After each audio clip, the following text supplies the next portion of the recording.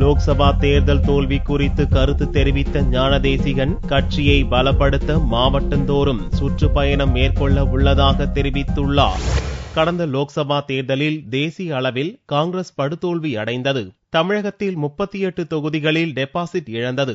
இந்நிலையில் தேர்தல் தோல்விக்கான காரணம் குறித்து ஆராய காங்கிரஸ் நிர்வாகிகள் கூட்டத்தை அக்கட்சியின் மாநில தலைவர் ஞானதேசிகன் சத்தியமூர்த்தி பவனில் சனிக்கிழமை அன்று நடத்தினார். பின்னர் செய்தியாளர்களை சந்தித்த அவர், கூட்டணி அமையாதது தோல்விக்கான காரணம் அல்ல என்றார். தமிழக தலைமை மீது யாரும் குற்றம் சொல்லவில்லை என்றும் தெளிவுபடுத்தினார்.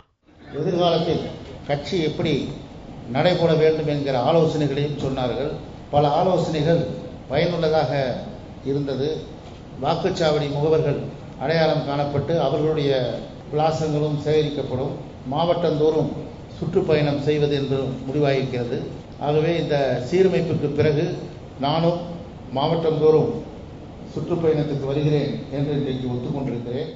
இக்கூட்டத்தில் தமிழகத்தின் பல்வேறு மாவட்டத்திலிருந்து 80 நிர்வாகிகள் கலந்து கொண்டனர். 16 நிர்வாகிகள் வர முடியாததற்கு காரணத்தை கடிதம் மூலம் தெரிவித்துள்ளனர் என்ற போதிலும் சிதம்பரத்தின் ஆதரவாளர்கள் 20க்கும் மேற்பட்டோர் கலந்து கொள்ளவில்லை.